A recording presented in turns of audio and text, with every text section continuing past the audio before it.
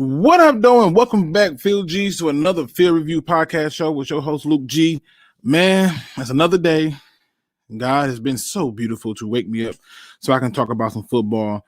And I'm so excited because, I'm always finding something to talk about. It's not easy, but it's football. And so therefore, there's always going to be something that we can reach a meeting of the minds on. Obviously, ladies and gentlemen, it is Wednesday, hump day. God, it was rough at work today. So if you were having a rough day at work, hats off to you, okay? Hats off to you. Do what you need to do to reset your center of chi and get it all done. Today's show, we got a lot of things that we want to cover, some things that have come up in the media, some things that fans brought to my attention too. Then obviously we're going to take your questions at the end. Or let's just say throughout the show. But we're going to talk about, the Lions trading in this draft and which way they should trade. We're going to talk about the Lions 2021 season. We're going to talk about the Lions offseason thus far. We're going to also discuss the Lions approach to the 2021 season. We're going to look at the media and fans coverage of the Lions. And we're going to talk about, where we should be at in terms of fan base in believing or not believing in this team. So just giving you the heads up on what's going on and get her done. So hard work and dedication. Welcome to the show. He says, let's go. Let's get my man Luke to 3,000 subscribers. Hey, salute. Appreciate it. We got one funky Lion fan in here. Angelo's in the building. Eltonio, I hope I said that right. Eltonio Jenkins is in the building. Delusional Lions fan. First black man on the net. What up, though? JGB says, Godzilla versus King Kong. Who y'all got? I think they going to pull the universal universal thing tie. Yeah, I'm agreeing with Motown football, JGB. Midwest Lions in the building. We got One Pride 40. Let me keep going down the list. Joey 2 times. We got Drake Burns in the buildings. What up, though? Let's see. We got Looney Tunes, Marcus Willis, Sean Jennings, Go Lions, Steve-O, Steven Westbrook, Is it 777, Omar, I'm Perchio. I hope I said that right. If I didn't, I apologize. Blue Jay Sarge, Tokyo Rockstar, CJ, Motor City Sports is in the building. Let's see. Tiger Star tomorrow. Let's effing go. Okay. Hey, if it's Detroit, I'm with it. We got Fred Jackson in the building. Damn son. Mars is landed in the building. Let's see. I want to make sure I hit on everybody now. I don't want to miss nobody. All right. I hope I hit everybody. Anybody who joins on the show, appreciate it. Oh, wait. We got Edward Molinda in the building. I hope I said that right. Luke, the best Lions analyst out there. Appreciate it. Let's get into it. First topic off the gate. I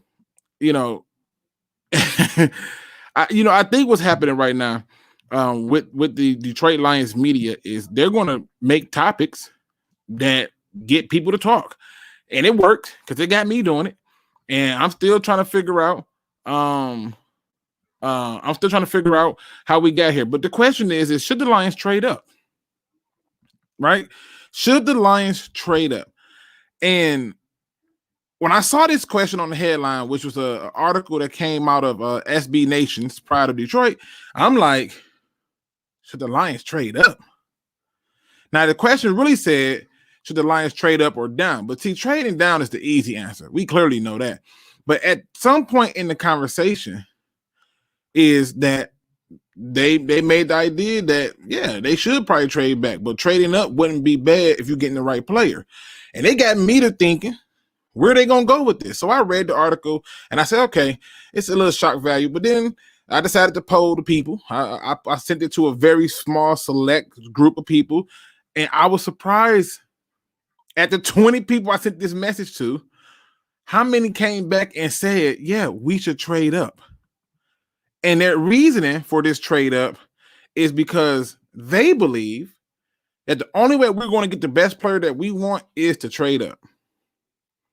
So I decided Okay, let's go for it.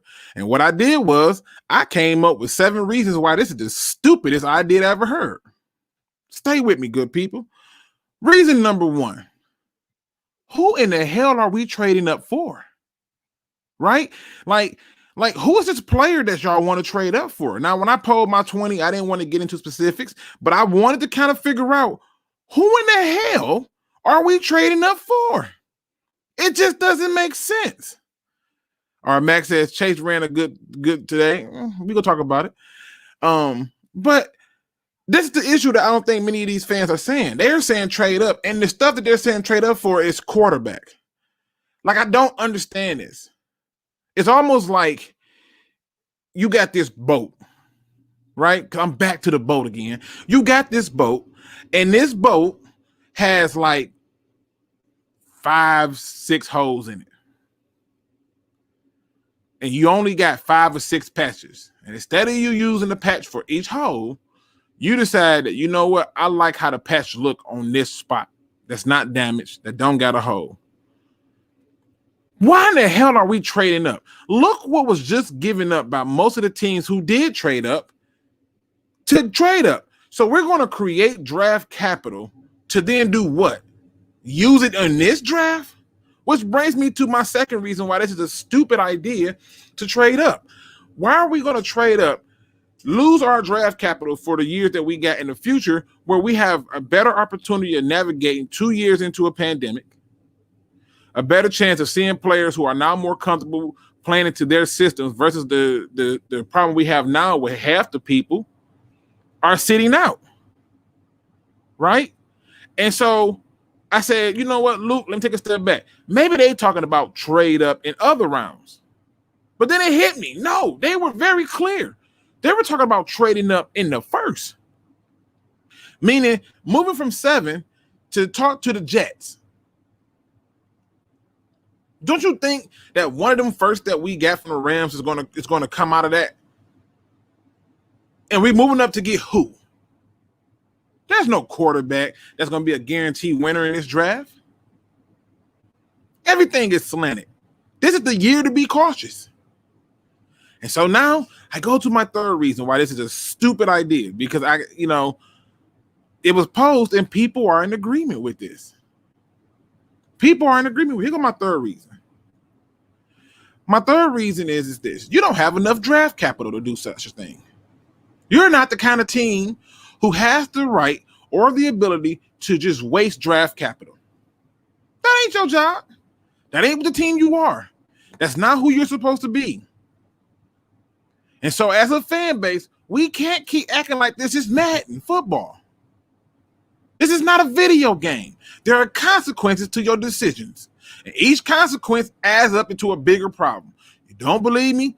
How many years of Matt Millen led to us having the worst season in NFL history? You realize that there was one team that went 0-14. We broke the mold at 0-16. Let's put our hands together and pray that somebody breaks the mold at 0-17. But you don't have that pedigree. You don't have the right to go out and do luxury picks when you got these many problems. Which brings me to my fourth point. Do you really think as a fan base that this front office and this coaching staff should mortgage their entire being on a draft that is incomplete within a first year? Half of them fans that I polled don't even think we're going to win more than 6 games, yet want us to trade the fuck up. Why? Why? And for who? Who are we getting? Now, stay with my logic. Stay with my logic. I already got 5 down. I'm finna go into the 6th one because the 6th one is the most important. The 6th one is the most important. Half the players you want gonna fall to you. Why are you trying to get ahead of the curve?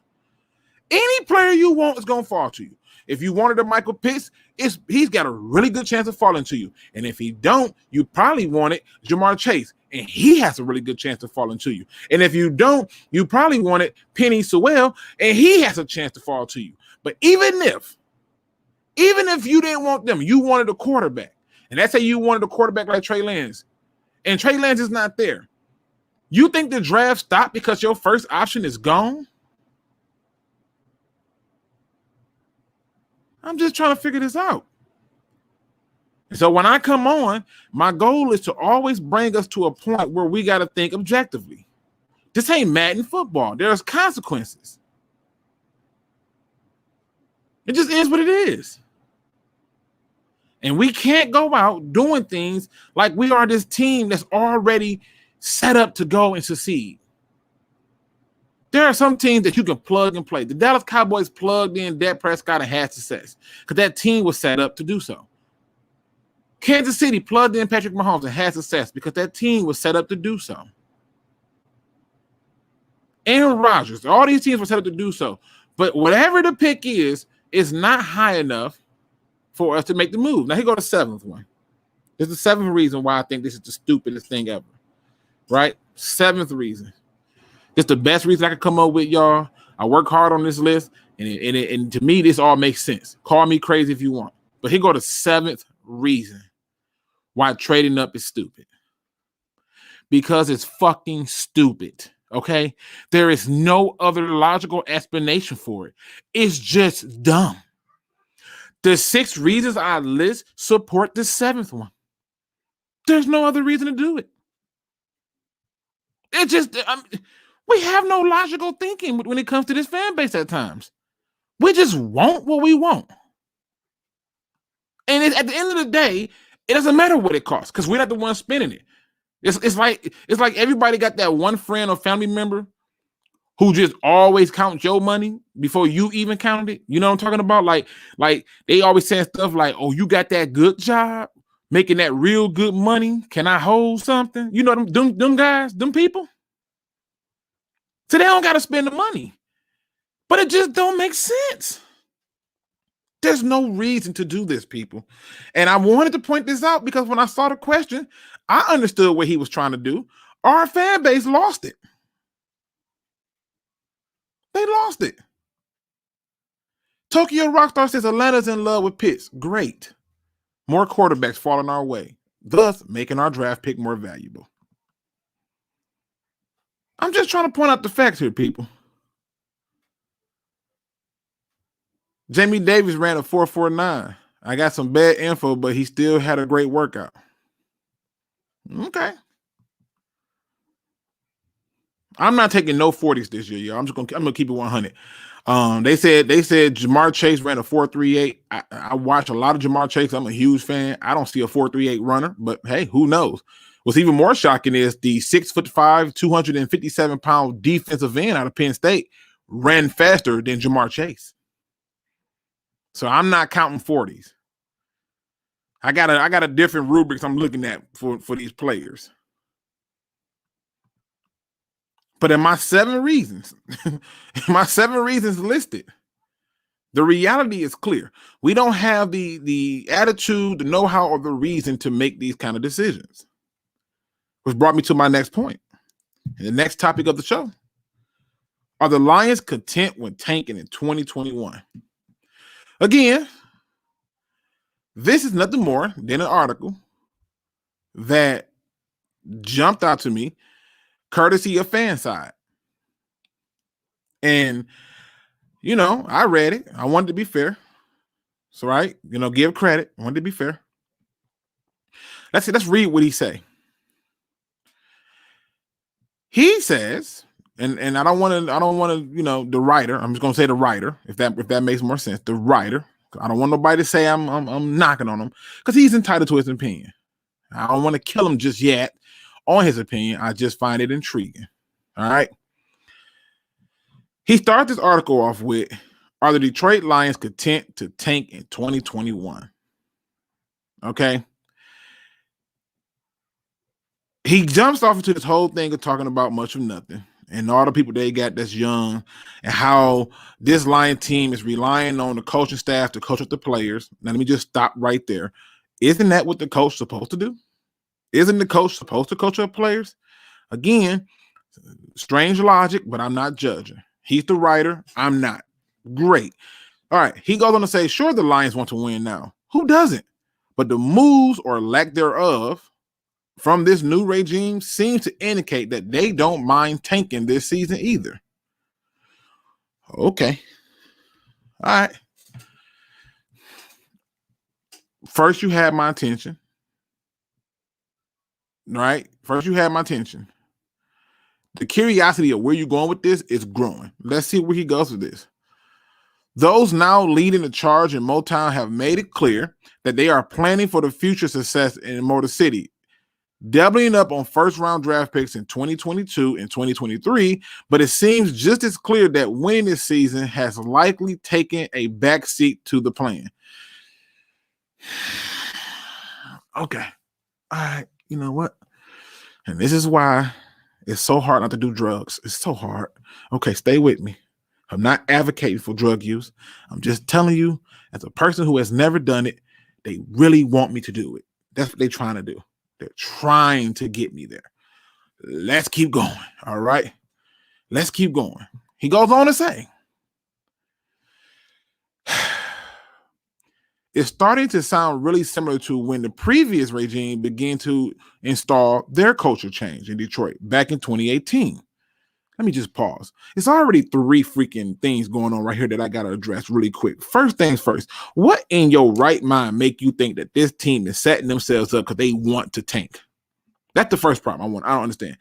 The writer who writes this makes this sound as if though that this is part of the plan, or it's a good fallback, or it's just they're good with if this happens. They're not good with that. Does this sound like a coaching staff who's good with just tanking? He has multiple speeches about not wanting lazy people or turds or people. Bring it back. Bring it back, Luke. Bring it back. Okay. All right.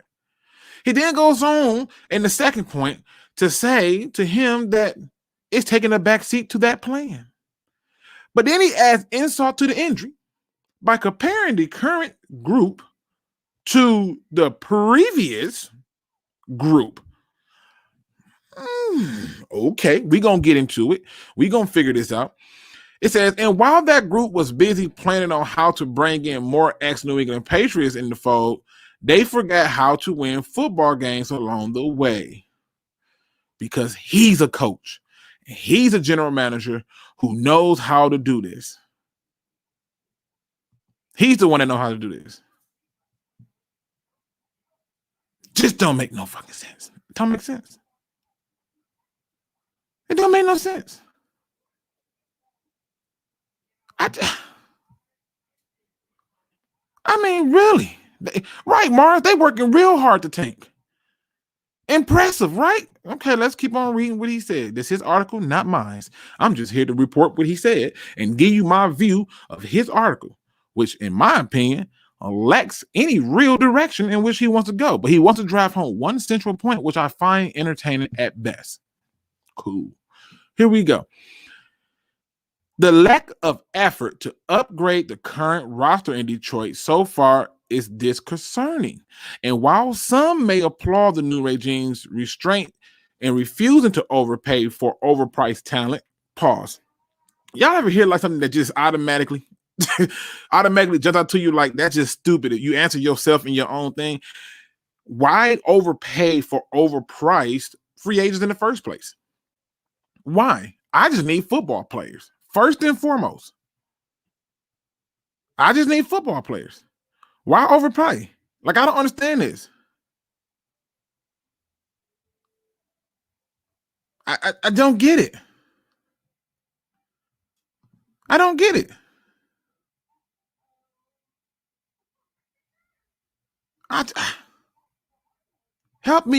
Help it make sense. All right. This is how I'm trying to figure this all out. So now he goes on to say, let me get into it. Because he's feeling good about his article. You can tell this is when he hit his stride, y'all. He hit his stride hard. The overall talent level across the depth chart has undoubtedly taken a nosedive. Now, I take exception with this. Okay? First of all, people in the chat, y'all talk to me. Who in here believes that our talent has taken an overall nosedive thus far? Please tell me. Please tell me. Please tell me who in the chat thinks that things that the talent level from here to now has taken a serious nosedive. If you believe this and you're really buying off into it, please tell me. Because I'm gonna tell you what my problem is there. How in the hell can you say we took a nosedive and we haven't even had the draft? We haven't signed undrafted free agents. We haven't signed our second wave of free agents. We haven't even took the opportunity to finish building the roster. And the reason that what they're doing makes sense is because it's about making sure that you got all the pieces and the money in place to do so. Yet we don't have it. Right? Blue Star says the only player we really lost was number 9. Galladay didn't even play last year. Right? But this article makes it seem as if though we had this big change. And it says, and I continue, and one of this year's NFL's draft alone will not help them recover from it. Okay. With the first wave of free agency now over, the Lions have missed their window to significantly upgrade several of their various positions of need. And while some will point to the current salary cap situation, let me just stop people. Again, it's all these moments where people tend to do these weird things. The cap went down almost 16 million. You want this coaching staff, this front office, who is trying to build a team that can last. You want them to go all in and just sell out on big name free agents. Well, who were these big name free agents? He doesn't list none. He treats the salary cap as if though it's a convenient explanation to why it doesn't matter. It don't make sense. It don't make sense.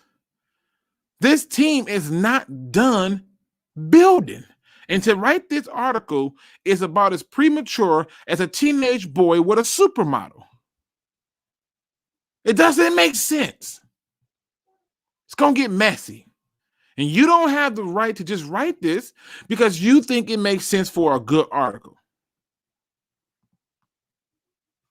Right? Let me get back to the building, okay? Got a little bit left. We're going to get back to the building. There are plenty of other NFL teams in a far worse position than Detroit that are upgrading their roster with talented free agents. The Lions have simply elected not to do so. They've elected to take the money now so they can build the team and evaluate the talent that is out there. Most of those players who get those big contracts never live up to them anyway. Would the Lions offseason had been any better if they went out and got J.J. Watts? See, when the media starts to want to buy into the idea that we got to get the big name player, we, the fan base, seem to do the same thing. And the problem is it don't make sense. It just don't make sense. And so if the idea is that we want to make sure that we balance our books out and we do things in a way that allows for us to win, not just this year, but the year after and the year after. And then I start to go through history. And I look at other coaches. And I look at the coach who I think is probably the greatest coach in the NFL right now. And Bill Belichick. And I go and look at the big name free agents he signed in his first season. Nah.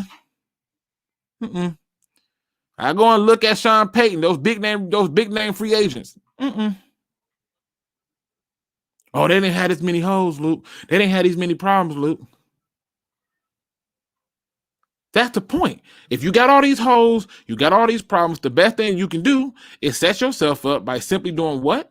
Going out and adding talent. That's it. It don't make sense.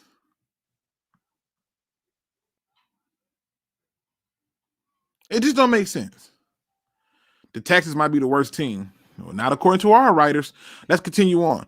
It says, while it is far too early to ditch the trust the process mentality, it's also difficult to see the Detroit Lions fielding a better roster than they did last season, based on their actions so far. Why? Because instead of going out and bringing back Kenny Galladay for $16 million, they choose to get 6 receivers for $16 million. That's the problem. Oh, so don't build a receiving core. Retain the one guy, because that's worked for us, right? Here's looking at Calvin Johnson. We killed him with that one, right? Right? That's what we're doing. Doesn't make sense to me. If it makes sense to y'all, feel free to tell me. It says, perhaps this group will quickly rebound, dig up free agent gems or two, and land one of the best draft class in NFL history. But it seems the Lions are much more likely to land the top pick in the 2022 NFL draft than to eclipse their 5-11 record from last season. See, that last sentence is what got me. That last sentence is what got me. Why are you so hold on? This same guy wrote an article talking about us trading up. The same guy wrote an article talking about us taking a quarterback this year. It's the same guy who wrote that article. If you think that we are going to have the top draft pick in 2022, why are we taking a quarterback this year? We'll have our pick of the platter next year, right? Because we're going to have the top pick. You can't have it both ways, and I pay attention to people. I pay attention to people when they talk. It don't make sense. It don't make sense. Who wrote this article? Fanside. I'm not gonna get the writer's name out. I'm just gonna say it's on Fanside. And I take exception with it because the reality is it's biased because they didn't make moves that you like. And so today they didn't make moves that you like, it has to be hot garbage. And that's just not the truth. So let's get to our next point. And the next topic of our conversation, which is, has the Lions offseason been underwhelming? This right here is more evolved around me and the rest of you, Pride Nation. Has the Lions offseason been underwhelming? I'm with you, Don Burr. He says a better coaching staff makes a world of a difference, and the top office sends a beautiful vibe that would more loose and play hard.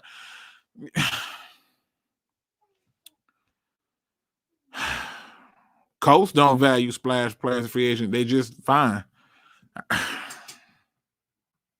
I'm trying to figure out where we're going with this. The idea that we got people who are writing articles and trying to make it seem as if though this season has been a failure because of what? We didn't get players you want? We're trying to build a damn team here. We've tried it. We've tried it the way that you wanted, media. We've had the top receiver. It didn't get us nothing. We've had the top running back. It didn't get us nothing. We've had a quarterback. It didn't get us nothing. When are we going to build a damn team? And until we start to build a damn team, we're going to keep having problems. We have to get to a point to build the team first. This ain't hard. This ain't rocket science. This right here is not an underwhelming season. Go back to just look at Matt Patricia, all the big name free agents that he got, the Trey Flowers, right? That was the big acquisition when he got here. We got Trey Flowers. All them people we had the number one DN in the free agency, the number one slot corner in free agency. And where are they at right now? Not on this damn team. Now we do it different and media gets shaken up. So does this offseason feel underwhelming to me? Hell no. They're winning in areas that we should be happy about, i.e. the front office. The front office alone gives me confidence that even if this coaching staff can't get it together, we're good. We're good. But we're not going to talk about that. See, that's not considered an off-season move.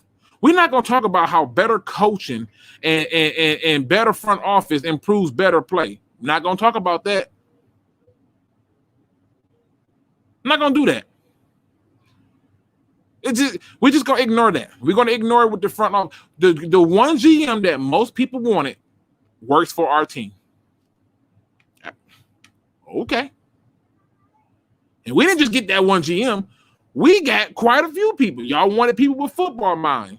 They work for the Lions now. That's the offseason. Delusional Lion fans has definitely been underwhelming. Did we sign one safety or cornerback? Nope. You know why? Because we just got a 17th game added on. There's no need to go out there and spend all your money up when you know that people are going to have to cut their roster down. And guess what? You can pick the pick of the platter.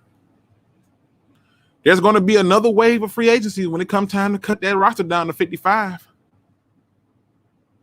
There's going to be an undrafted free agents that you're going to be able to get at, plus the draft. But you got to make sure the foundation part is right. Pay attention to what they're doing to the D-line. They're trying to shore up foundational pieces. It's just interesting. Oh, he don't care about he don't care about Jamal and all these other. He don't care about that. That's small change. He don't care about that. Jalen Bradford says Colts not going to win nothing though. They lack in other areas, but I mean, were they supposed to go out and get the big name free agent receiver? I don't think they needed that. Not with this draft. I'm seeing more and more receivers that got me hyped. Delusional Lion fan, who was the best coach during the Matt Millen era? Whew.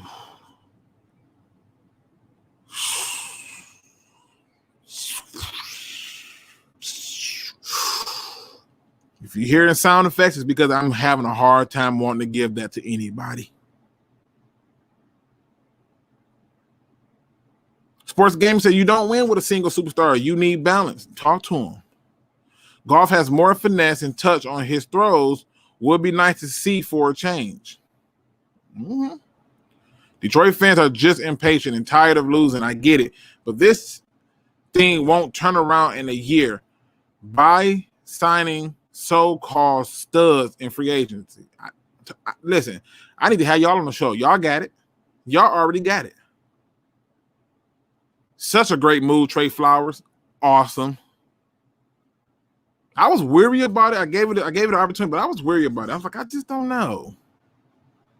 He doesn't come off to me as that guy. Lions need to run the ball, and that's what they're trying to do, which is why I think they're trying to either one, trade back and get them their offensive lineman or a weapon, or they're just going to say, forget it, we're going to stay where we are and take our offensive lineman right here. If Sewell falls to them at 7, you think they're going to trade that pick? Nope. Zach Wilson fall to them, you think they're trading that pick? Nope. Decisions are going to be different. And so to me, the evidence is in the proof. I don't call this an underwhelming season. Most fans don't think we're doing that no way. I can't call this underwhelming. Edward says teams need to improve every week and then fill any holes the next year. That's how you're supposed to do it.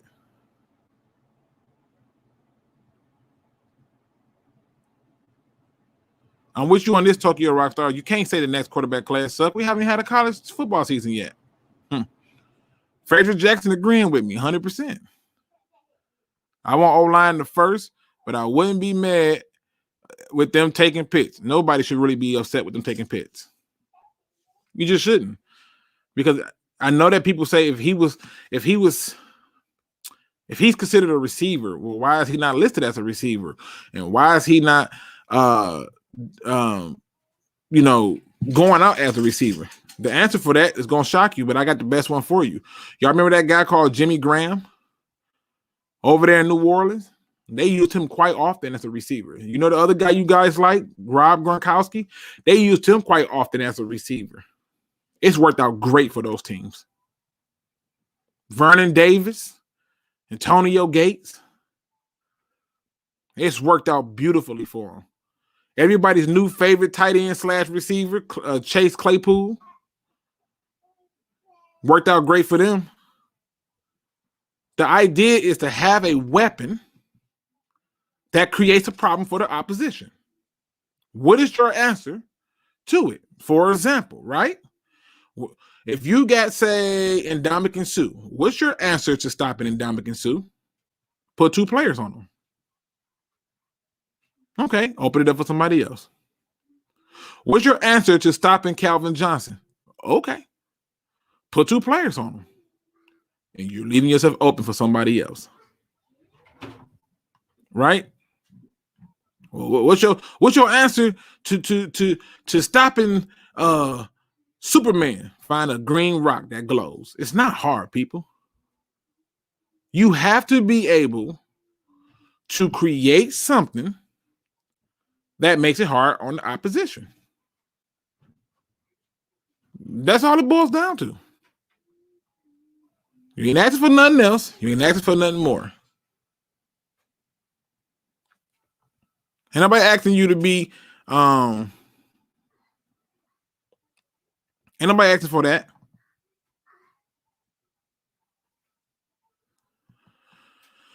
Ryan is obviously a Bears fan who don't want Pitts because he doesn't want Pitts and Hawk to touch his delicate defense. What did Rex Ryan say? Should I go look it up, people? Somebody want to give me the 411 on what Rex Ryan said? What did he say? Did Rex Ryan say something that I missed? If he did, I apologize. I did not know about it. What did he say? Okay.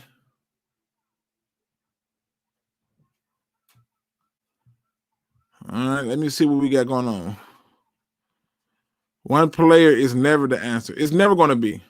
No, Rex. Oh, no, Luke. Ryan Williams in the chat. Oh, okay. I thought y'all were talking about Rex Ryan. Okay. Let me get to my next point. Got a lot to cover, people. Want to keep on moving. Are fans and media giving Lions brass too much credit too soon? I thought about this because I see how we're responding to it. And I think that yeah, I mean, I can see that they ain't took no snap, ain't nothing happened. We don't like the vision. We don't like where it's going. But I look back at all the years where we liked everything that they did. And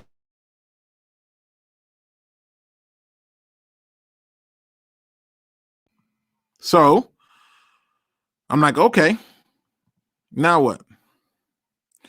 I don't think we're giving too much credit. I don't. What's going on, Numbers? Numbers, you free? You want to come on and talk a little bit? You know my door always open, bro. You want to come on and talk a little bit? Shoot me the go ahead. I'll get you in here. I don't think we're praising them too much.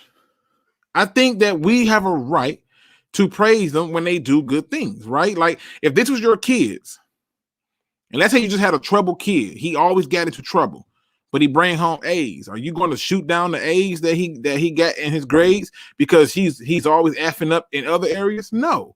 You have a right to take it on a case-by-case notice and get excited. And so when the praise comes in, as of right now, the moves that they are making are sensible to football people. That's where it gets crazy. And so for me, I look at it and I say, no, I don't think we did enough.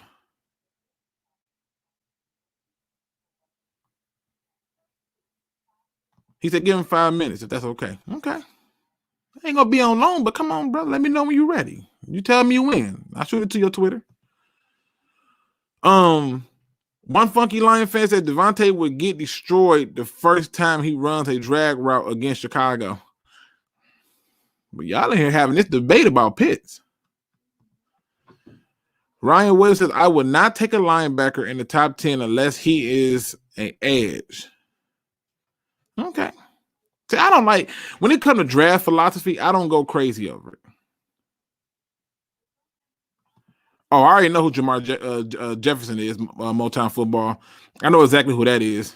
I've gotten a lot of messages about him.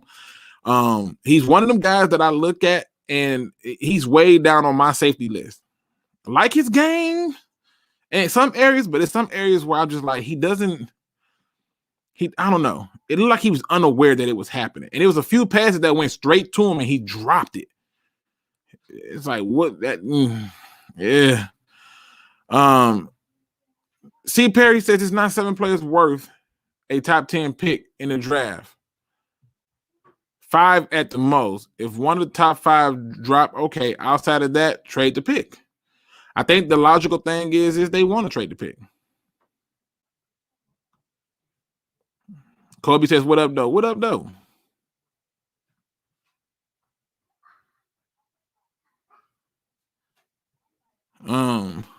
Let's see. I mean, y'all really into this damn Pitts conversation. Ryan, you want to get on here and talk about Pitts? Why we shouldn't take them? It's an open door over here, people. William says, Luke, check out Brett Column. Oh, I already seen that, bro. I already seen that.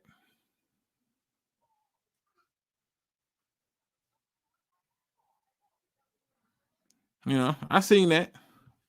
I rock with him. That it's a bunch of YouTubers who I rock with because it's bigger than just YouTube. They're good human beings.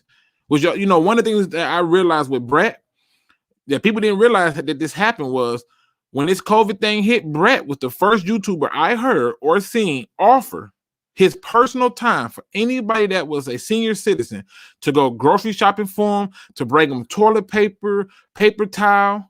He's the first one when some of these other major news stories, the social injustices and things were happening, to speak up and say, I don't care if I lose subscribers. He made a push and a movement and opened the floor and gave people a voice where nobody had one. I rocks with him. I rocks with Tom Grassi, even though he's a Packers fan. And that cheese does stink. I rock with these people. I rock with the Hook Cam. I rock with Jackson Kruger Sports. So I'm just telling you, I know. I watch these videos. I keep up with them.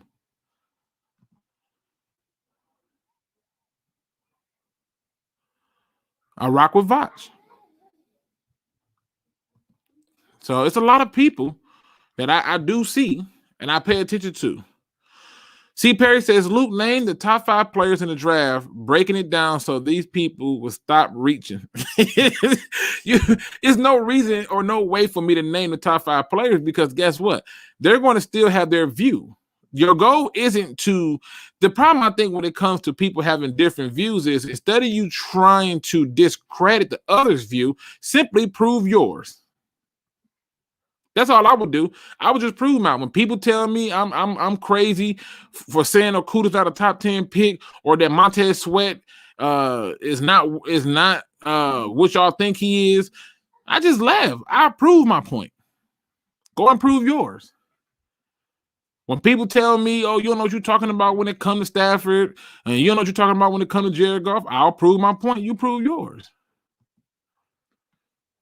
Milo Elfer out of Illinois is my 2nd round pick. I like that guy. I wish he'd wrap up when he tackle. But I got a video coming for him December, Sag. I got a video coming for him real soon. I'm gonna probably do that one live. But Illinois do a very good job of making sure that it's about the team. So we don't even get a chance to get the best film for him.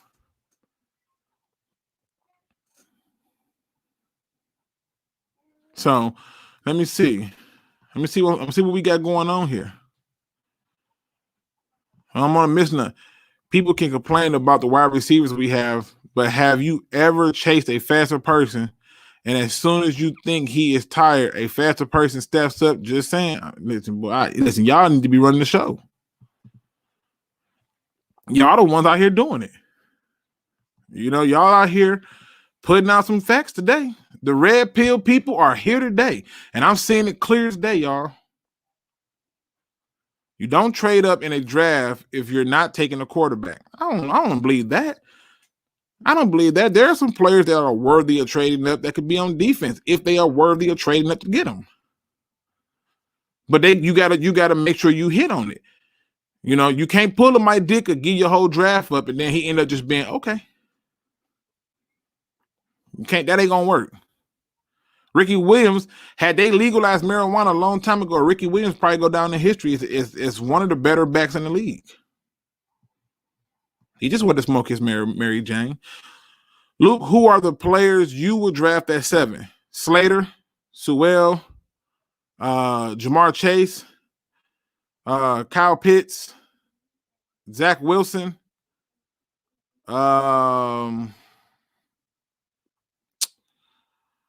Let's see.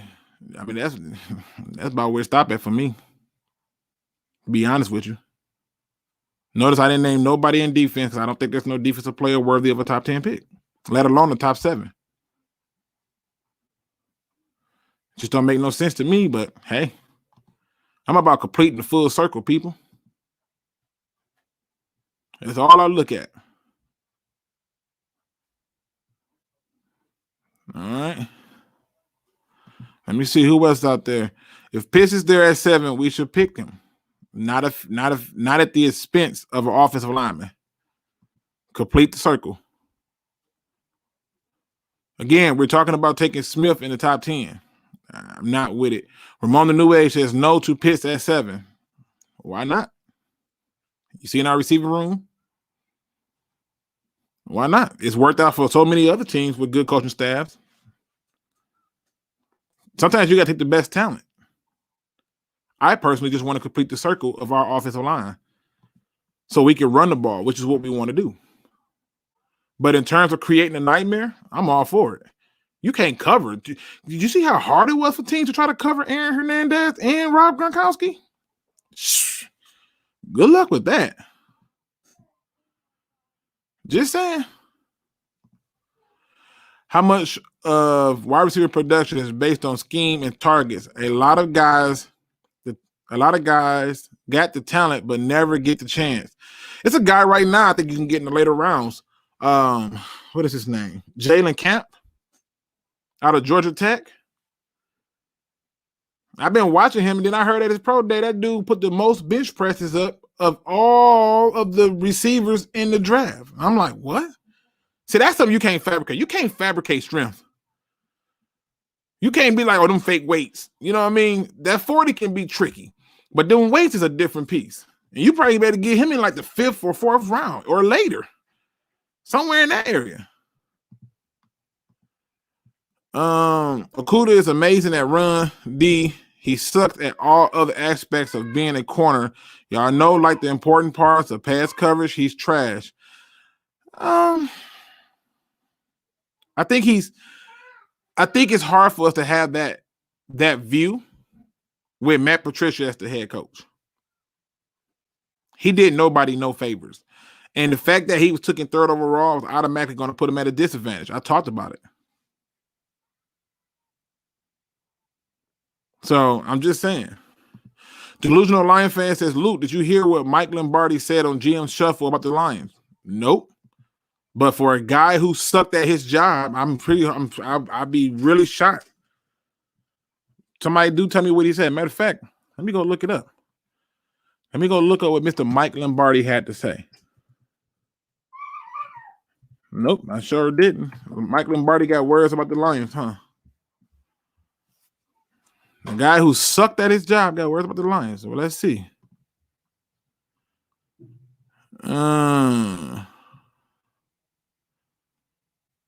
Let me see. Still don't see none yet. Maybe I got to put in Detroit Lions. Let me see. Mike Lombardi, Detroit Lions. Let me see if I can find it.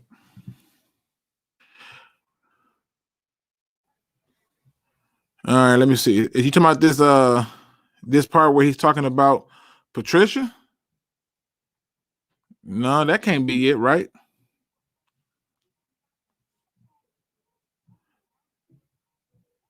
Yeah, let me see.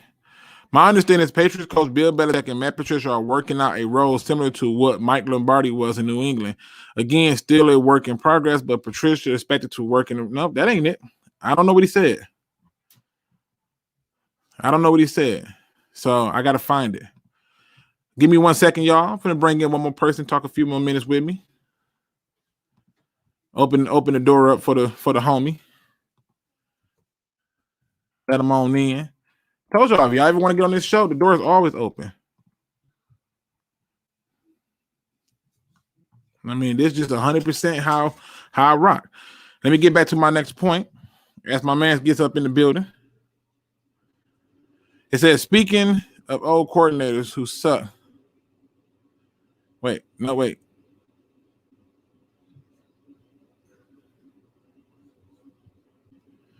Jalen Camp. Let me see. What they say about Camp? Camp played in a triple option offense a lot of his career at Georgia Tech. He's got talent. I just know that he catches tough balls. And he don't seem to have a problem wanting to take that contact. So I know what I saw and I like it. Darren Shaw was a joke. Nomus J is in the building. What's going on, Nomus? What up, though, Luke? Been a minute, man. What's good? Hey, man, we here. You sound a little bit low, but we're going to try to bring you up. Obviously, you in the chat, you seeing what's going on here. We obviously got a fan base that we have always we've always talked about it.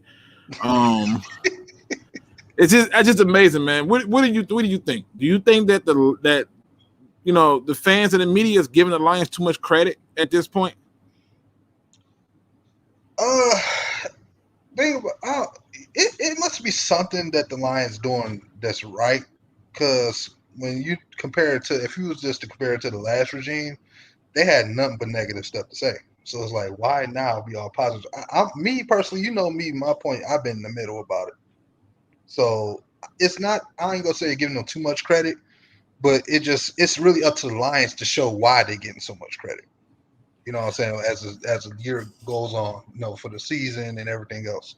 So I'm just waiting until they get on the field. I mean, and that's fair. That's fair. But it's also fair to be able to say, okay, you know what? At this juncture, they did this and this is good. They went out and got Dorsey. That's good. They went out and got a football guy. That's good. They're not going crazy and just spending money on people based on names. That's good. Why we can't do that, bro? Yeah, I'm with that. At the end of the day, it's like this. It's not the player, it's how they used. So if you're telling me you can get some guys cheap and use them and the roster somehow improves, shows that they improved, and you just winning in that point where you have a winning season or not. That's the only thing I care for. Bro, that's like me and you both getting ready to buy a mansion. Now yours cost $2 million and mine's cost $100,000. They got the same bedrooms. Right. Same bathrooms, same area. Who winning? Me. Exactly. You spend more money for the same thing. And so I don't think that the fans and the media are overhyping it, but they're going to give praise to those little wins. The problem is, I think, with us as a society is we're afraid to give praise to those little wins. We got to give praise to those little wins. That's the most important part of it. But I wanted to wait till you got on till I go into this next one, because this is the big one. This is going to be the big one before I take nothing but questions. Yep. To believe or not to believe, that is the question for the Detroit Lions having a winning season in 2021. What say you? To believe or not to believe they're going to have a successful year in 2021. Oh, man, if you ask me right now, I think it's just fair to say I'm not sure. I'm in the middle. You in the middle? Yeah. Okay. I mean, this team, I always go back to 2016 because that was the year I just knew we wouldn't go make the playoffs, and then we kind of did. And we almost took the division. And I was not expecting that. So it's like anything is possible. I'm not going to rule them out, but a successful year for me is like 7-9, 8-8. That's success. And I think they can do that, especially with the extra game that's been added. Yeah. I think they can do it. It's about the matchups. I'm had to go listen to the GM Shuffle podcast. Apparently, so we're gonna definitely get into those comments. Here's my quick response to it. Before I dive into if we should believe or not believe in them having a winning season. Delusional Lion Fest, to sum it up, Mike said Chris Spielman is going to cause problems when season start if he's trying to coach players in a locker room. Who said he's trying to coach players? Right. I mean, maybe he's just trying to get the best out the player. Or how about he's trying to establish himself, to be a better front office football guy, to have relationships with players down the road or people that he can look at. We don't a lot of assumptions here. And that's say he do decide to go in and help out. If he do it and it works, who in the hell cares? This front office is on the same page. Now, if you're trying to tell me that you have an inside scoop that the front office is not on the same page, then we can have a different conversation. Yeah. But it's a whole lot of talks. Something I want to say something real quick if I can. Go ahead. It's about the scenario involving our new quarterback, Jared Goff. This is the only thing. Oh, geez. Hold on. Give me a minute. Nah, me yo, Renge Kyo. Hold on. I gotta bring myself. Listen, bro. It's been too many damn days. Just give me 1 second. Okay. All right. I'm in my chi. Go ahead. I'm in my chi. Look, we know I've said in the past that Stafford wasn't a perfect quarterback. That's my guy, and I roll with him forever. But the thing is, it's not like okay, I'm gonna put it like this. We could do a lot worse than Jared Goff. It's just like, I don't know if he go be all that good, but you could do a lot worse because the thing is, you give him a run. Part of this deep ball thing, it's part on the receiver. You gotta give him the weapons to be able to get the deep ball. Like people who have saying he can't throw downfield, part of that is on the weapon. Give him a weapon that can get downfield, he can throw downfield. I mean, we've seen him do it the last couple of years. I think people's perception of maybe he just wasn't really in tune with that coach. I feel like if that coach could help bring the best out of him, maybe you'll see a different Jared Goff. I'm not trying to riddle fans into believing in him. I'm just saying don't kill a guy for something that, it's technically probably won't be his fault, just like to me it wasn't all Stafford's fault. So for this, I seen reports saying the Lions need to build a whole team. We've been needed a whole team. So why is that being said now? So my thing is I can't blame this on him if something go wrong. He's doing his part to actually help make sure the front office has money to be able to help, get pieces around him. So if that's the case, why blame him for something he hasn't even got a chance to show yet? With this thing, that's all I'm saying. I can't, bro. I can't. I just can't. I'm waiting on somebody to tell me about how many times is Tom Brady throwing the ball down the field. Last time I seen him do it was Scotty Miller. I'm just saying, how often is this happening? It's just not. It's not a thing, bro. It's just not any excuse to make a reason for why it's not going. No, bro. Let the guy take a snap. That's all I'm gonna say. Steve-O says Tevin Jenkins might be the starter day one. He's moving up draft board. Yeah, because he's a freaking freak. You've had Brett Collimer talking about him. You have so many different people talking about this lineman. I've paid attention to this lineman. He's a freak. He escorts people off the field. He punishes you. My thing is I still would take Slater over him because he's technically more sound in my opinion. But if you just want 100% pure aggression, yeah, you better take Tevin Jenkins. Mm-hmm. Dude is a freak. Here's my view known to the idea of to believe or not to believe in the Lions having a winning season in 2021.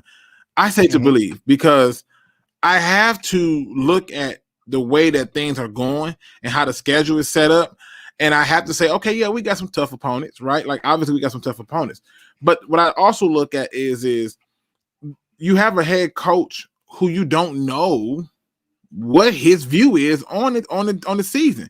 And Matt Patricia, with his trash self, still went 6 wins in his first season.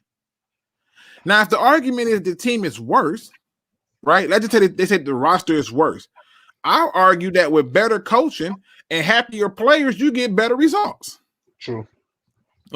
You ever been to a McDonald's or Burger King and you can tell that the employees hate the managers, they hate the building, they hate you for pulling up to that mud. I remember this. I'm not gonna name it. It's on Mac. It's a Burger King on Mac in Connors. They're not gonna name the Burger King where its location is on Mac in Connors. That you can tell they hated their damn job. Right. All I asked for was a Whopper with no lettuce. I literally got a sandwich with no meat and all damn lettuce. They hate their job. They just suck. Yeah. Right? You ever been to a Popeye's chicken that's terrible on 7 Mile? I'm not naming them. I'm just saying. and you order just simply some spicy chicken strips, and you get like some old stale crunchy wings because they hate their job.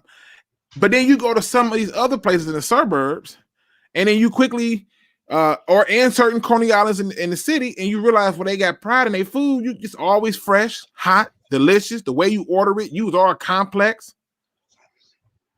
That's how I look at this, right? I look at it like this. Those things are going to be different because players are going to be happy to be here. Look what happened over there with the Bucks. He calls out the players and everything, but they having fun. And what? Everybody now came back to try to take another shot at it because what? Taking pay cuts and all. It paid off and it was fun. Mm-hmm. I just don't understand this. This comes from Yo Miss T. I hope I said that right. It says facts. A real coaching staff will bring improvements with their presence. That's how I see it. There's no other way of getting around it. Make you play out better than your falls. Listen. Ramon the New Age says a Whopper with no lettuce. Employee, he won't just lettuce. Bruh, I swear that's what happened. I mean, I literally said I wanted a Whopper with cheese and no lettuce, bro. I got all lettuce, mayo, and cheese. It wasn't a tomato, wasn't no onion, no pickle, and no damn meat. And I'm just trying to figure out like what's going on. Every time I come here, like y'all know what I'm talking about. It's certain restaurants that's the only one by you, but you like the food that you got to sit at their window and check your food because it ain't never right. It ain't never right. Mm-hmm. So I'm just saying, I believe that when you have people who have pride in what they're doing, they perform better. True. The little Lion fan says, "No meat. Where's the beef?" Bruh, it was rough. I'm up to your window with an attitude. You gotta move up. And then the sad part is, listen, this to show you the funny part. Here goes Steve-O. Did you eat it, Luke? I ain't had no damn. To be honest with you, I ain't had no choice, bro. I was on a lunch break. I was like, man, listen, I'm just gonna. I drove all the way back to work, open that damn thing up, bro, and I was like, I'm here now. It is what it is. I'm here. You know, I'm here. Vegetarians do it all the time. I'm good. I'm here. So, yes, I ate the goddamn lettuce and cheese mayonnaise sandwich. Oh, Lord. I ain't had nothing else, bro. I was starving. Okay? Just point it out. Can't believe you asked that question. I'm trying to stay away from it, Steve-O, but you clearly is an investigator. It's not cool. All up in my business, but it's not cool. No, miss. Mm-hmm. No, miss. See, I was hungry, bro. I ain't lying. I was starving, bro. You hear me? Yeah, I was on call. Bro. I was up for all these hours, and that was all that was left. So I was like, fuck it. We got no meat, lettuce, and mayonnaise and cheese. It's gonna work today. Oh, man. I mean, and the worst part about it, bro, is I know they was trolling me because they packed that mug with the lettuce. You hear me? Like right. It looked like a Whopper until you unwrap it. It was like getting Holly Berry and getting home, and then realizing that it was like, you know, I'm trying to think who's somebody that's ugly. It's a lot of ugly women in this world. They gave you the no possibility. Yeah, you know what I mean? Like it just was bad, bro. Nonetheless, obviously there's a debate going on in the chat, and this is y'all time to ask me any questions y'all want to ask. I'm glad y'all are enjoying the ignorance of me. All Popeye's chicken is terrible. Only time I see them smile is when they getting off work, bruh. Damn. Bruh. Don't it, bro? I got some stories for you. Don't even get me started, bro. Don't get me. I'm listening, bro. I got a friend who used to work there, bro, and they made him so mad he purposely doubled up on the spicy chicken. Everybody bringing their food back, mouth on fire, nose running, eyes running. So I'm listen. You right. The only time they smile is when they getting off work. But there's a debate going on. Are you a component or a believer in the Kyle Pitts at 7 pick? You know what? I'm not sure if I believe they go on that route. But if they were to get him, I wouldn't be surprised. Okay. I know I'm giving you these vague answers. It's because it's like I'm going on 1 minute. It's like I don't think they would, but it's like something they said kind of make me believe they would. Bro, I'm listening to you. Make no mistake. But this man just named another restaurant that I don't rock with, bro. On 8 Mile and Coney. Bro. Oh my God. Bro. Get him out of here. Because of them, I don't eat Little Caesars no more. I'm gonna just put it like that, bro. No. I don't even eat Little Caesars no more, bro, because of them. I'm just gonna tell you right now. Is bro, I don't even eat it because of them. I'm gonna just leave it at that. I'm not gonna tell you where they at, even though it's right there. I'm not gonna tell you, but December Sarge, December Sage, you're gonna tell you. I'm just gonna leave it alone. But I don't eat Little Caesars, bro. I don't mess with them. The hot and ready, that's a lie at that particular chain restaurant. Yes. You can get the cold and nasty and ready. You can get the disgusting, trifling and ready. You may even get the somebody's red hair and ready, because that was one of my favorites. And this is my personal one. I serve you with an attitude and ready. All I said is, can I get the $5 hot and ready? Okay, and like, really? Okay, so I mean, you can get it all. Just putting it out there. Y'all listen. Y'all got me going down some memory lanes over here. Don't get me started. I'm trying to be cool. Trying to be cool. All right. So here's my view. I just think that when it comes to you making a selection in the first round, they have to be on the field. That's the first thing that they got to be. They got to be on the field. Secondly, they have to be somebody that contributes to your help, right? Yeah. Now, I am getting ready to show something, because I was so happy you joined me, that I think needs to be discussed, and I think it's a really interesting article. Okay. Let me get to it. Bam, right here. If you can't see it, let me know. Let me go. Oh, you can't see that. It's blocked. All right. So the article I'm finna show y'all, it's gonna be the last topic that we're gonna hit on, okay? And then we're gonna get up out of here. It's still blocked, homie. Oh no, I got it blocked on purpose. Oh, okay. This is from NFL.com. And so what they decided to do was a mock draft based on analytics. Boy, y'all don't understand how happy I was to see this, because this is intriguing. Now, she does put a disclaimer out there. It's in bold. I am not attempting to predict or divine what teams will actually do on draft day. She just put it out there. But it says, it seems like the right time to fire up the next mock. We're under a month to go. So she's doing it based on analytics. And so she's saying that contextually, data-driven model that aims to do one thing: maximize each team's potential to win as many games as possible. Let's go through our first pick. She got Trevor Lawrence. I think we all agree to that. Pick 2, Rashawn Slater. Damn. Right?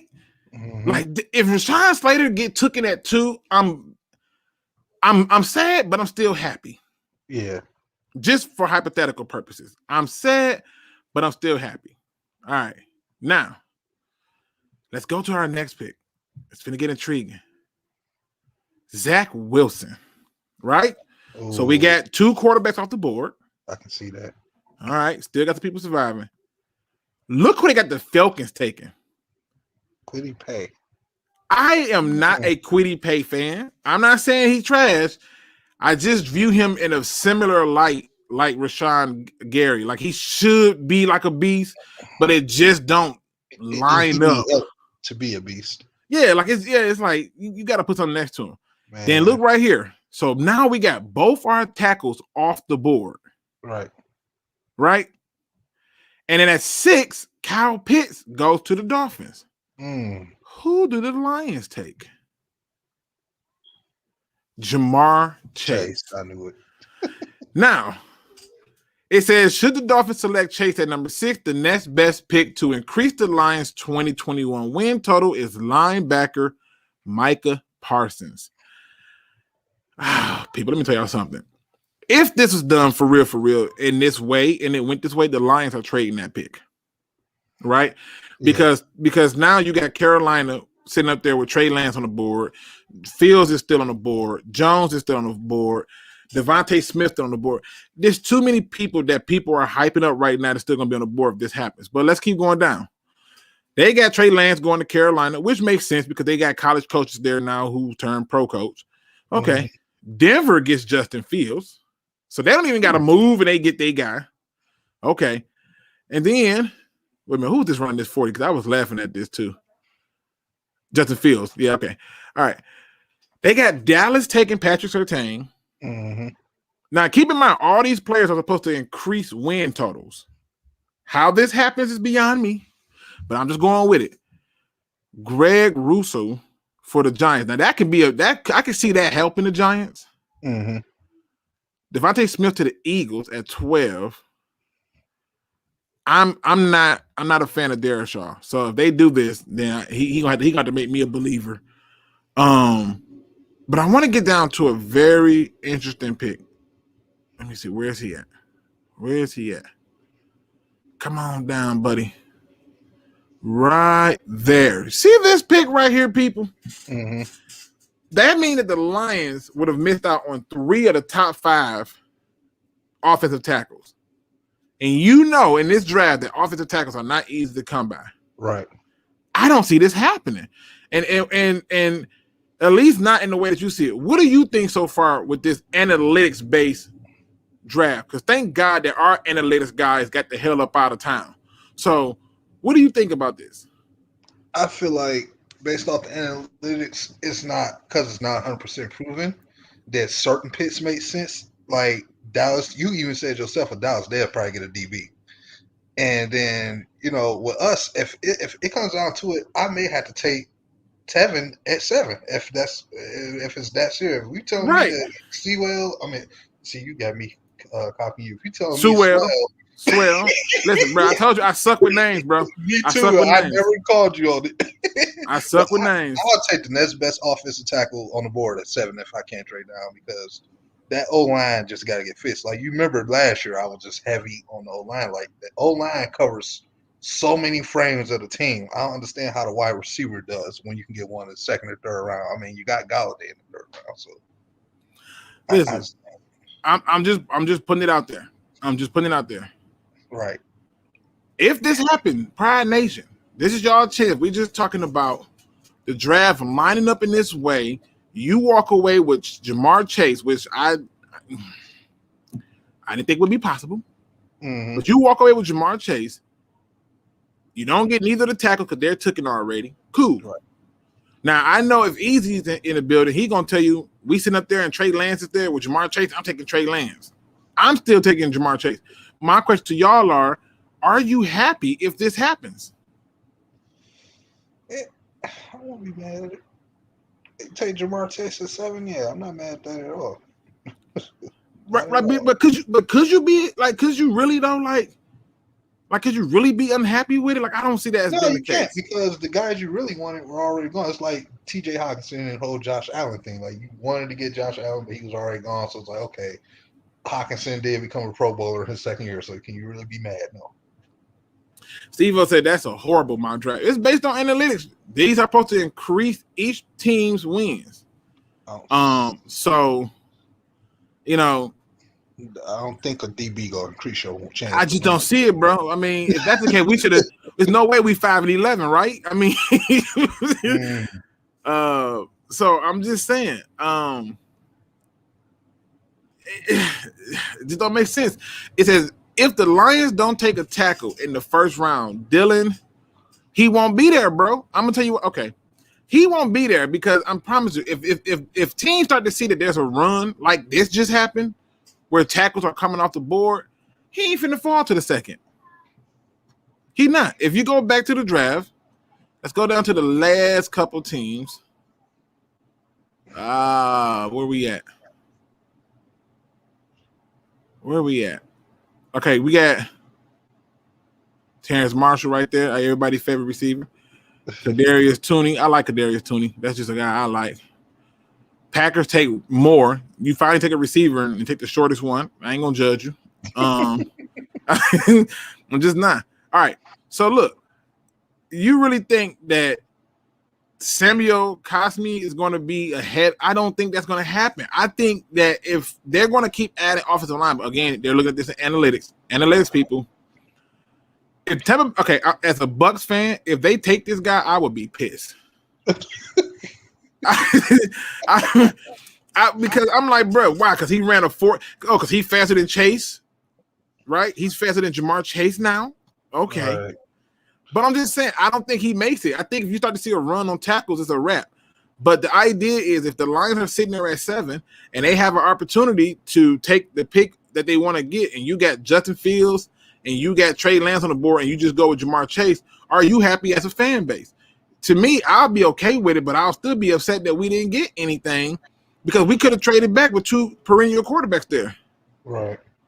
Now, Lee Bender says he's happy if no options to trade back is presented. Okay, cool. If Panthers won't trade Lance, they might trade up with us to make sure they get him. I agree. There's options there. It says, yep, and I'll take Pitts as well.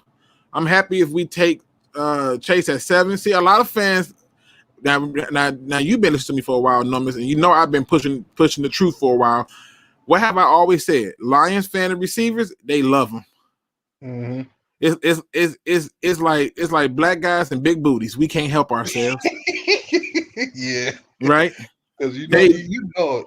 The Lions fan base love receivers, bro, and I just find it intriguing. One funky Lion fan says that literally makes no sense that we would take Parsons over Pitts. No sense, especially if Chase was the original choice to increase the team's win. I don't write these articles. I just present what the media tells me. I'm not playing. It says, I would be unhappy. I'm already hoping we finally have a O-line and a run game. We better not go wide receiver at 7. I'm with you. Yeah. I hope I said that right. Ahmad Washington, I'm with you. I want to complete the offensive line. You already think about this. Just tell me that don't sound good. Nomis, stop me when I say something stupid. Feel free to interject, okay? Left tackle, Taylor Decker. Mm-hmm. Left guard, Jonah Jackson. Hey. Remember what I said yesterday. Okay, so let's flip them. Big V. Mm-hmm. Center, Frank Ragnow. Yep. Right guard, Jonah Jackson. Mm-hmm. Sewell or Slater or Tavon Jenkins. Oh boy, I can't wait to see that run game. And then I didn't add in the best parts of it. Here go the best part. Mm-hmm. You still got a DeAndre Swift and Jamal Williams to run the ball with a blocking tight end and TJ and Josh Hill. Mm-hmm. Who's stopping us from running this ball, bro? The Lions themselves. Oh, okay. I just want to make sure I'm not alone, like Michael Jackson, right? Man, I'm just saying, Jeff Colonna said, how about Leatherwood at 7 if the scenario plays out? Alabama. Oh, okay. I was like, wait a minute, who are you talking about? You gotta give me the jersey number. You remember his jersey number? No, he was talking about Alex Leatherwood. I think he's from Alabama. Okay, I need to know his jersey number so I can tell you if I watch film. I get a lot of messages, so I just go with it. The Dallas Cowboys and Washington football team, we don't call them that anymore, of the 80s and 90s gave everyone the blueprint to winning. Yes. Listen, bro. For a while, Minnesota was the 2010s version of the 90s Lions. They had the running back, a quarterback that probably wasn't all that good starting, and they went right into the NFC Championship and got blew out by an NFC East team. Same thing. History repeating itself. Edward says 4 first-rounders on the offensive line would eventually cost $80 million. When we going to pay that out? I'll wait. When we paying that out? You got a guy who's going to be on a rookie deal at 7, who's going to be on a 4-year plus option deal. So he not getting that 80. Where that coming at? You got Jonah, who still got 3 years plus a option. He's on a rookie deal. Frank Ragnow, you got to pay now because he just came into his time to get paid. All right. And then Big V already got his money, who's going to end up taking a pay cut anyway. And Taylor Decker just got that, or he going to be released, and you got right. And then you got another rookie to fill in, but you still got 4 key linemen on the line. By the time we pay that $80 million, we should have some playoff wins. I'm okay. Mm-hmm. I'll take it.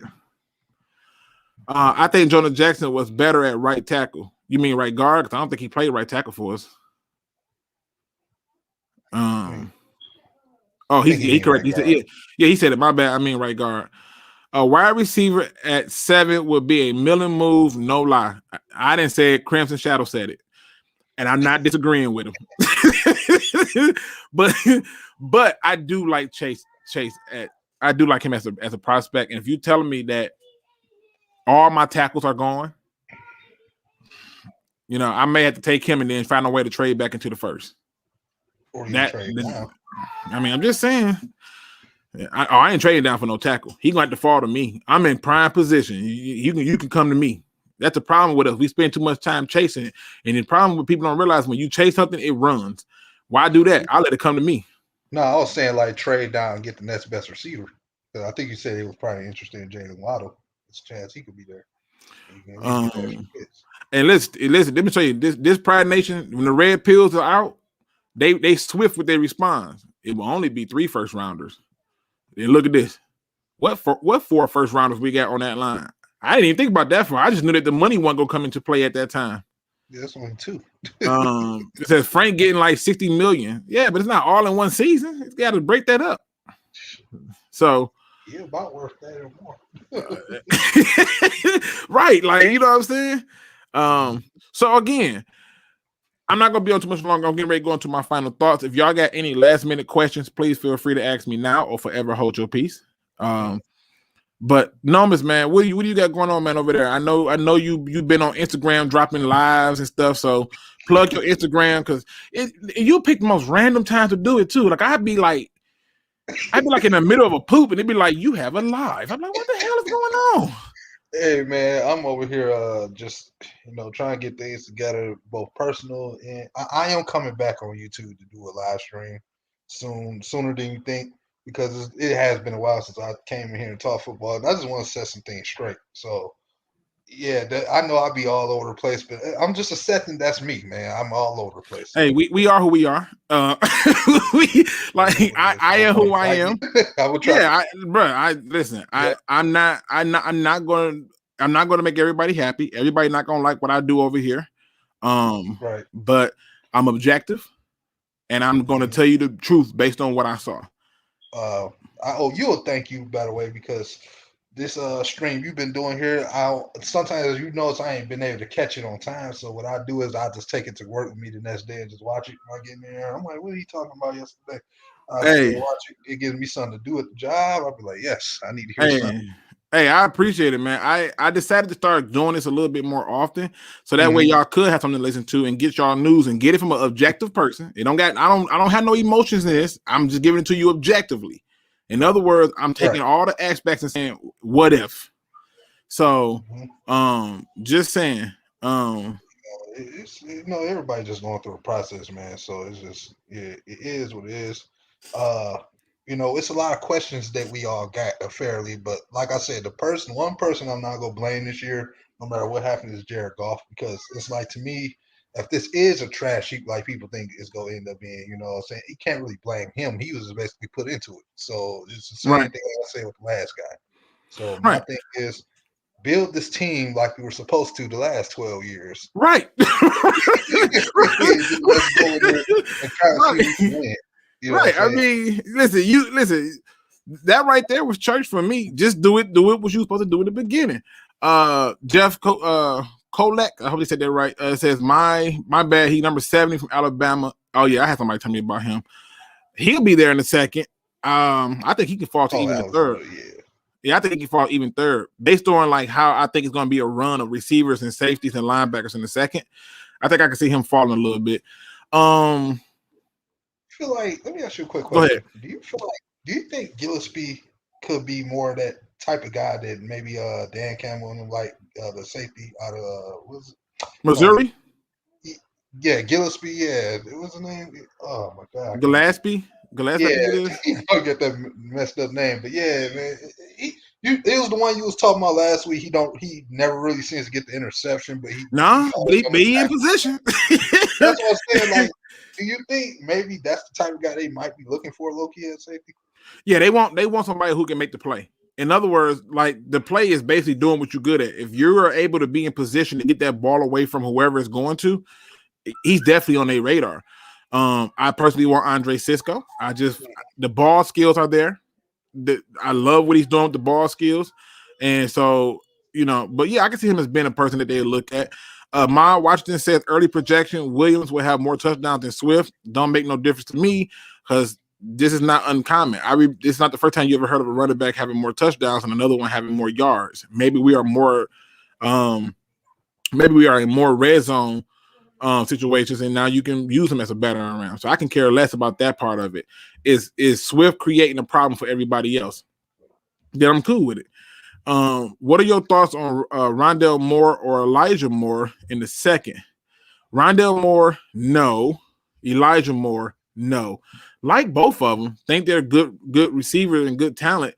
But let's be honest. If they go out and take a receiver in the first, like this predicts, or let's say they go out and take a Kyle Pitts, like some people want, or they take an offensive tackle, like I think we should and probably more than likely will do, then the second round is going to be more dedicated to improving the holes on the defense at safety and cornerback. And so if you're taking a receiver in the second, he needs to supersede a hole that we don't have. I don't think that is the case. So third or fourth round is another story.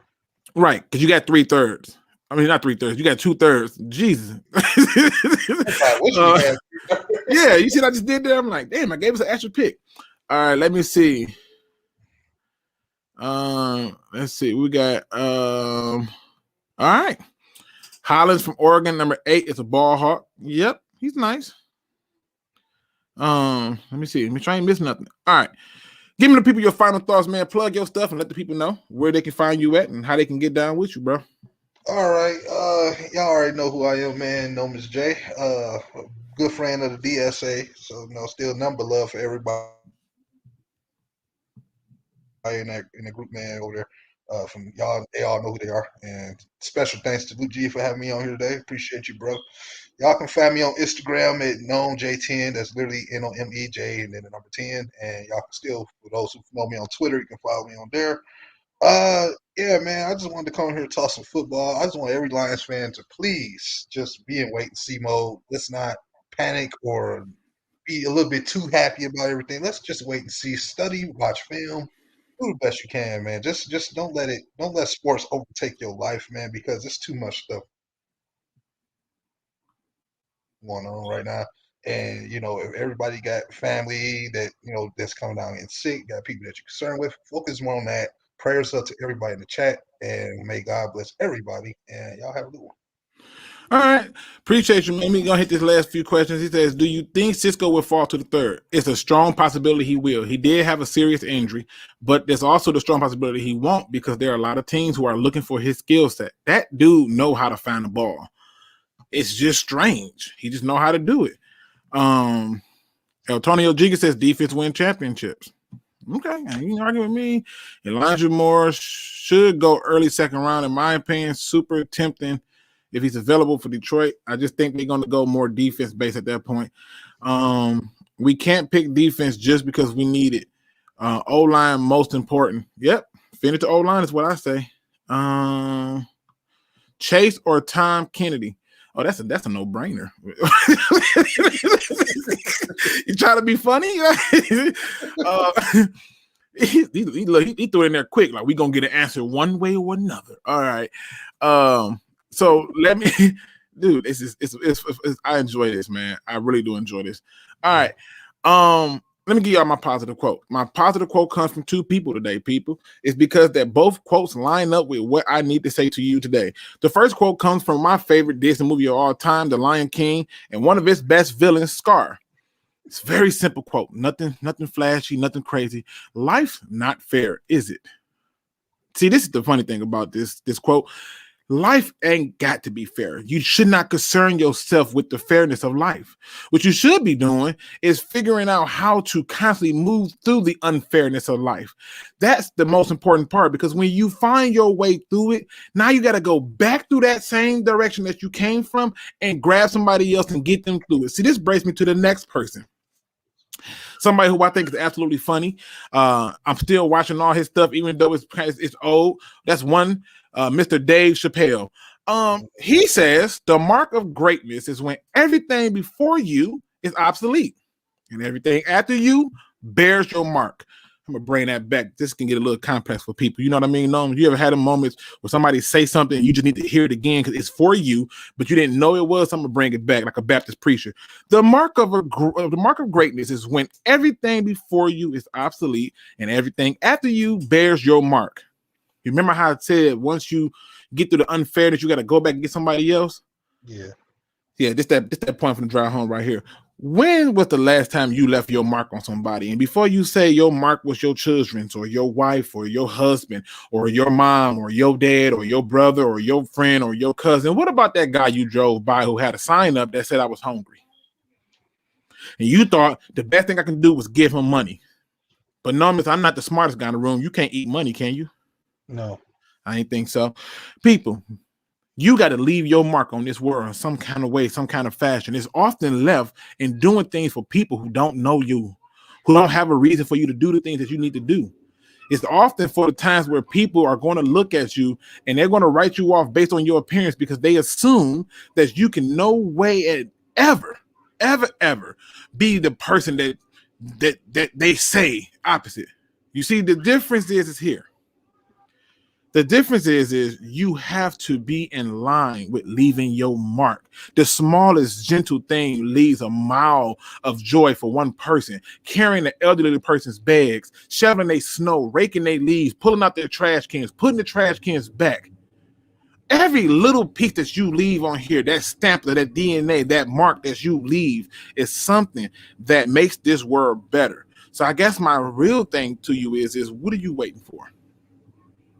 When are you going to leave your mark on this earth in such a way that people go, I don't know who he is, but he was my angel. And on that note, ladies and gentlemen, please make sure you hit that like and subscribe button and notification bell as always. And my favorite quote of all time, which makes the most sense to me, hopefully makes sense for you, is don't be no chump. Please do your research. I'm out.